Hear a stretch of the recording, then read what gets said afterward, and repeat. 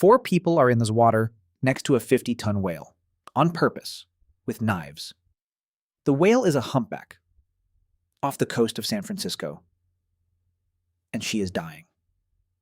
Hundreds of feet of crabline are wrapped around her, dozens of ropes cutting into her body, dragging her under. Every breath is a fight she is slowly losing, and one flick of that tail could kill any of them. They get in anyway. For an hour they cut, rope by rope, until, finally, she's free. Here's the part nobody can explain. She doesn't leave. She swims one slow circle. Then she comes back. To one diver. And nudges him, then the next. And the next, one at a time. Until she has touched every human who set her free. She's a wild animal. Everything in her history says one thing about our species: run. Instead, she came toward us. Why? And why, all over the world, do wild animals in their worst moments sometimes do the exact same thing, walk straight toward the most dangerous animal alive? Once you start looking, it's everywhere. Divers, hikers, fishermen, all describing the same impossible moment. An animal trapped, bleeding, out of options, and instead of fleeing the human, it turns toward them, which should never happen. Because we are not a safe bet. Humans are the most dangerous predator this planet has ever produced. We've hunted, trapped, or eaten nearly every animal that could ever come to us. For a wild creature, walking up to a human should be the last mistake it ever makes. And here's the first clue to what's really going on. The reason they come to us has almost nothing to do with them. It's about a glitch, buried in us, one that's been running quietly for 1,000,000 years. But before we get to what's broken in us, look at how far the other side will go. Off the coast of Kona, Hawaii, a group of divers drops into the black water for a night dive. And out of nowhere, a loud squeak. A wild bottlenose dolphin swims straight up to a diver named Keller Laros, 3 feet away, and alone, which, for a dolphin, is already strange. Then it does something no frightened animal should ever do. It rolls over and shows him its fin. A fishing hook is buried in it. A line wrapped tight, trailing all the way from its mouth. Laros reaches out. The dolphin holds still. For 8 minutes it floats inches from his hands, patient, trusting, while he cuts the line and works the hook loose. Then it rises for a single breath, and comes back, to make sure he's finished. A wild dolphin found the one human in that water carrying a pair of scissors, and waited. And it's stranger still, because this pull toward a creature in trouble isn't even ours alone. Off the coast of Antarctica, a scientist named Robert Pittman watches a pod of orcas knock a seal off the ice. As the killers close in, a humpback whale rolls onto its back and lifts the seal clean out of the water, onto its own chest, and holds it there, safe. It wasn't a one-off. Pittman went looking and found more than 100 of these, humpbacks charging into orca hunts, throwing themselves between the killers and their prey to save seals, sea lions, even the calves of rival whales. And this is what breaks every easy explanation. None of those animals can ever pay a whale back. A seal will never return the favor. There's no deal here, no trade. Something in nature just helps, for nothing. But no animal on Earth does it the way we do.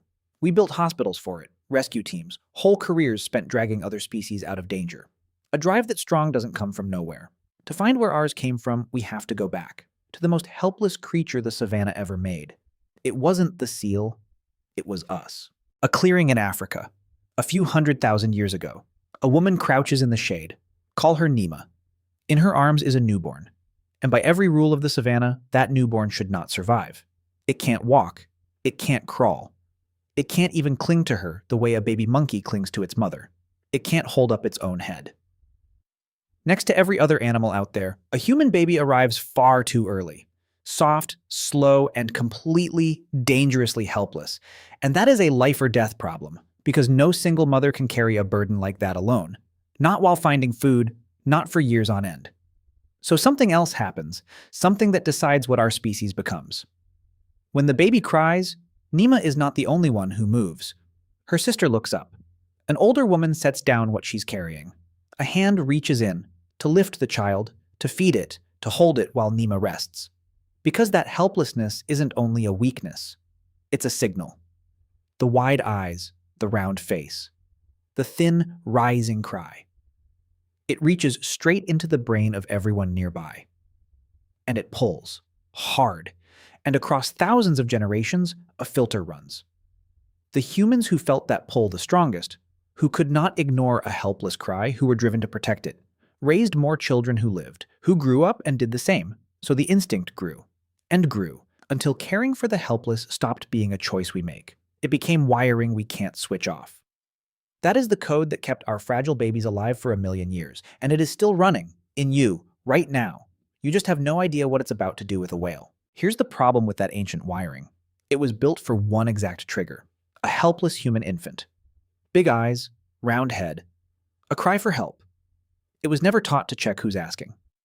It evolved to save our babies. It never learned to stop. So it fires for anything that trips the signal. A kitten, a puppy with a stuck paw, a bird with a broken wing, a 50-ton whale, tangled and sinking, staring at you with one enormous eye. This is why you physically cannot scroll past a video of a trapped animal.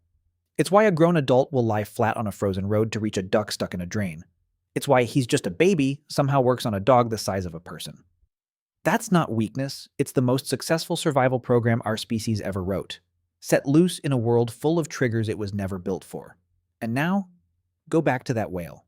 She didn't need to understand us. She didn't need to know that we help. She only needed to be desperate enough to gamble.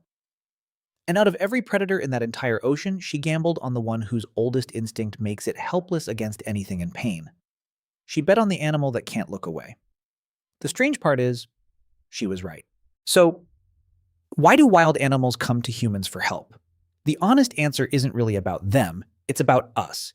We are, at the very same time, the most dangerous predator that ever lived, and the most reliable rescuer on the planet. And both of those come from the exact same place. We raise the most helpless infants in the entire animal kingdom. A creature that fragile could only survive if evolution made us unable to ignore it. So it did. It wired us to be moved, automatically, involuntarily, by helplessness. Anyone's. That is the instinct a dying whale bet her life on. And when the last rope fell away, and she was free to vanish into the deep, she didn't. She turned around, and she went back to each of them. One at a time. Scientists will tell you correctly that we can't know what was in her mind, but we know exactly what was in ours. The same wiring that once made us stop for a crying baby on the savannah is the reason 4 people climbed into the water beside a creature that could kill them and refused to leave until it was free. So the next time a rescue clip stops your thumb cold and your chest goes tight for an animal you will never meet, that isn't softness. It's a 1,000,000-year-old survival program. Still running, still perfect, just aimed at the whole living world now.